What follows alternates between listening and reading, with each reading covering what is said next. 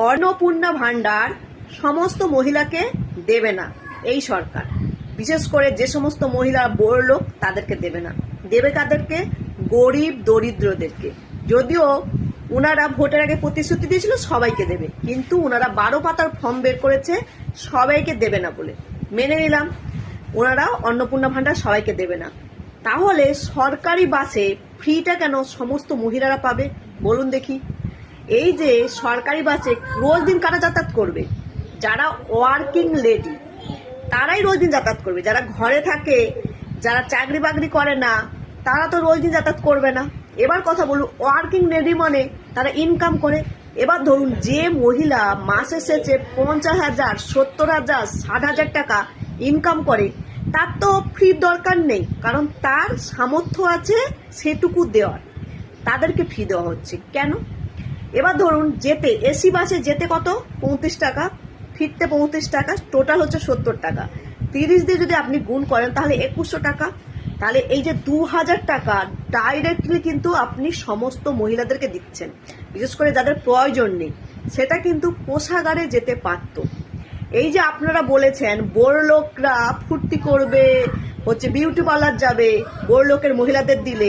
দিলীপ ঘোষ বলেছে না যে পুলিশের বউ, মাস্টারের বউ, ডাক্তারের বউ পেলে কি করবে? ওরা ফুর্তি করবে, বিউটি পার্লারে যাবে। তাহলে এরা তো ওয়ার্কিং লেডি নয়, এরা বাড়িতে থাকবে, এরা তো সরকারি বাসে যাতায়াত করবে না।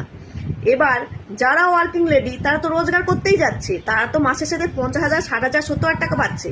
আপনি অন্নপূর্ণা ভান্ডারের সময় নিয়ম করছেন সবাইকে দেওয়া যাবে না, অথচ সরকারি বাসে আপনি ফ্রিতে সবাইকে দিচ্ছেন। এবার ধরুন এই যে 2000 টাকা কোষাগারে যেতে পারতো, সেই টাকাটা এরা তো সেই বিউটি পার্লারে যেতে পারে, লিপস্টিক কিনতে পারে, কসমেটিক কিনতে পারে। পারে কি পারে না বলুন? এই যে টাকাগুলো, এগুলো তো সরকার সবার কাছ থেকে নিচ্ছে, ট্যাক্সের টাকা তো।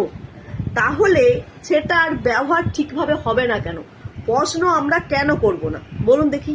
আপনারা যদি অন্নপূর্ণা ভান্ডারের জন্য 12 পাতার ফর্ম বের করতে পারেন, তাহলে এই যে সরকারি বাসের জন্য 1 পাতা ফর্ম বের করুন।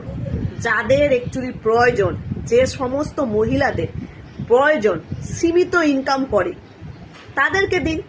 আপনি দেখবেন হয়তো একটা মহিলা 50,000 টাকা মাইনে পায়, সে কিন্তু ফ্রিতে যাতায়াত করতে পারছে, কিন্তু আর একটা পাশে যিনি বসে আছে সে হয়তো 10,000 টাকা রোজগার করতে পারে না, এবং তার সংসারে অনেক চাপ।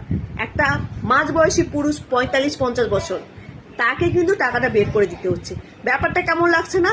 যার প্রয়োজন নেই সে পেয়ে গেল, কিন্তু যার প্রয়োজন আছে সে পেল না। এটা কিন্তু ঠিক হলো না। আপনারা যদি ফ্রি করতেই চান তাহলে আপনারা একটা কাজ করুন, সমস্ত স্টুডেন্টদেরকেই হাফ ভাড়া করে দিন। তাতে কি হবে? স্টুডেন্টের বাবা মারও সুবিধা হবে, স্টুডেন্টদেরকে বড় লোক, ছোট লোক, গরিব লোক এসব দেখার দরকার পড়বে না। স্টুডেন্ট মানেই ছেলে হোক বা মেয়ে হোক সবার ফ্রি হবে। আমি কি ঠিক কথাটা বললাম? আপনাদের কি মনে হয়?